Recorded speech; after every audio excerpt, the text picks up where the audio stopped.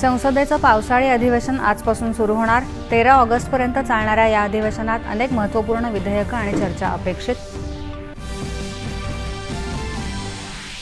अधिवेशनाच्या पार्श्वभूमीवर सर्वपक्षीय बैठक.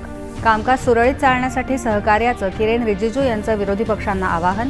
प्रतिकात्मक सभात्याग करून विरोधी सदस्यांचा बैठकीत सहभाग. अमेरिका आणि इराण यांचे परस्परांवर हल्ले सुरूच. सद्यस्थितीच्या पार्श्वभूमीवर इराणमधील भारतीय दूतावासाकडून भारतीय नागरिकांसाठी सुधारित सल्ला जारी. आषाढी वारीच्या पार्श्वभूमीवर उपमुख्यमंत्री एकनाथ शिंदे यांनी पंढरपूर इथं वारकऱ्यांसाठी प्रशासनाकडून उपलब्ध केलेल्या सोयी सुविधांची केली पाहणी. 58व्या आंतरराष्ट्रीय रसायनशास्त्र ऑलिम्पियाडमध्ये भारताला 4 सुवर्णपदकांची कमाई. जीवशास्त्र ऑलिम्पियाडमध्येही 1 सुवर्ण आणि 3 रौप्य पदकं पटकावली. पंतप्रधानांनी केलं अभिनंदन. भारत आणि इंग्लंड यांच्यात लॉर्ड्स मैदानावर झालेल्या तिसऱ्या एकदिवसीय क्रिकेट सामन्यात इंग्लंडचा भारतावर 27 धावांनी विजय.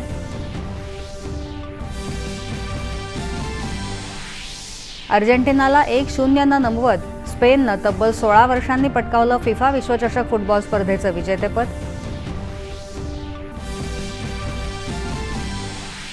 आणि हवामान विभागाकडून हिमाचल प्रदेश, उत्तराखंड आणि जम्मू काश्मीरमध्ये 2 दिवस मुसळधार पावसाचा इशारा. राज्यात कोकण आणि मध्य महाराष्ट्रात मुसळधार पावसाचा अंदाज.